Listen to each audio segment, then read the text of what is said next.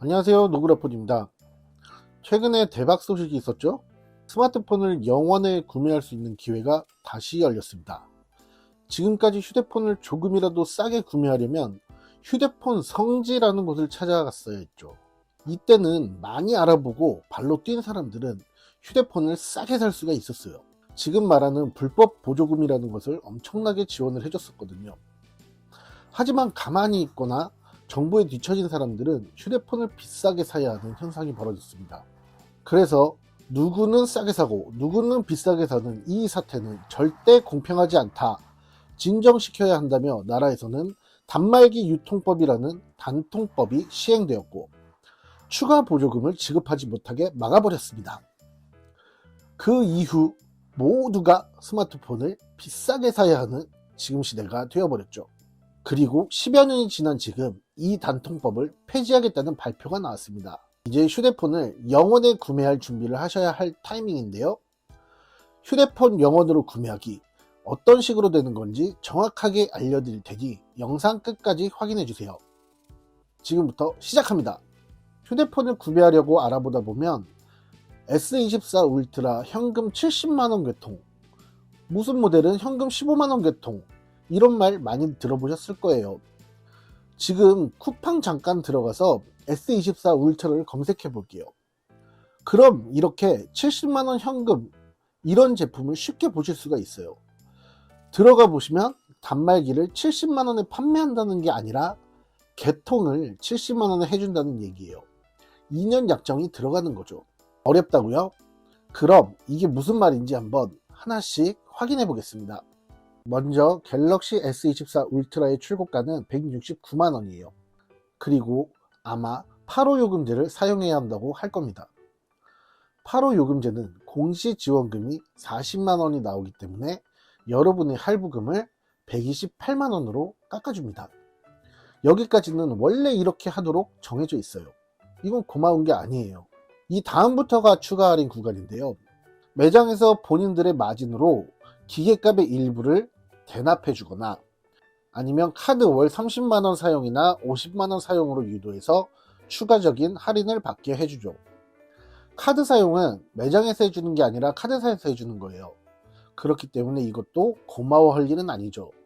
하지만 요 매장 할인, 요거는 본인들의 마진의 일부에서 우리에게 할인을 해주는 거기 때문에 고마워해도 됩니다.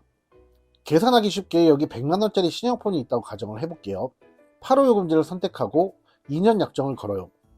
그러면 공시지원금 또는 선택약정 둘 중에 하나를 선택할 수가 있는데 단말기 값에서 먼저 할인을 받거나 요금제에서 다달이 할인을 받던지 선택을 하는 거예요. 공시지원금의 경우에는 할인받은 단말기 값에서 추가 15%까지 할인을 더 받을 수가 있어요.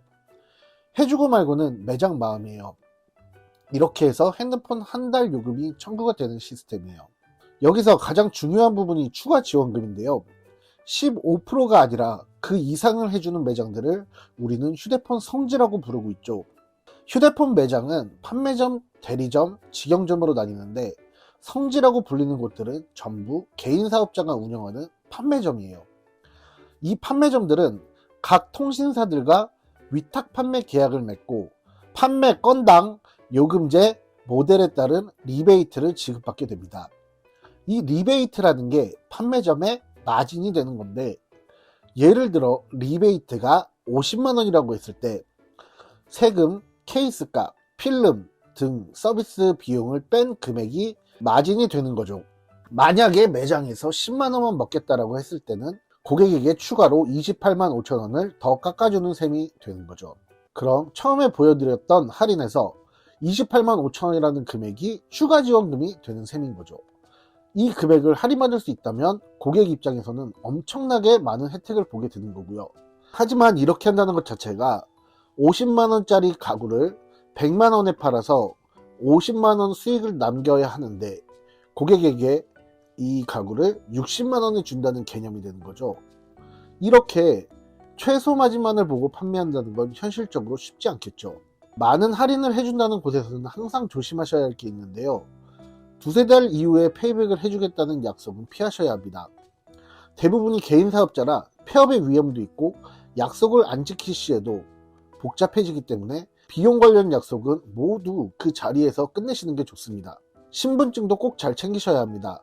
흔하지는 않지만 도용당해서 나도 모르게 신규 개통이 되어 있는 경우가 생길 수도 있어요. 꼭 자필로만 휴대폰은 개통하셔야 돼요. 마지막으로 선택약정 공시지원금을 꼭 다시 확인해 보세요. 선택약정을 마치 할부금에서 빼주는 것처럼 계산하는 경우가 있을 수도 있기 때문에 서류 확인은 필수입니다. 오늘은 이렇게 휴대폰을 아주 저렴하게 개통하는 방법과 그 개념에 대해서 자세히 알아봤는데요. 아직은 단통법이 폐지된다는 얘기만 나왔지 시행 중이기 때문에 이런 식으로 휴대폰을 개통하는 것은 불법입니다. 제가 가장 높은 리베이트를 받던 게 150만 원이었어요. 노트 시리즈 금액이 100만 원 정도의 수준이었거든요. 할부금을 전액 납부해준다고 해도 50만 원의 마진이 남는 시장이 존재했었습니다. 하지만 10년 전이기 때문에 지금과는 많이 다른데요. 앞으로 어떻게 변경될지 모르는 단톡법에 미리 대비하셔서 현명한 스마트폰 구매하시기 바랄게요. 저는 다음에 또 좋은 정보로 돌아오겠습니다. 다음에 또 봐요.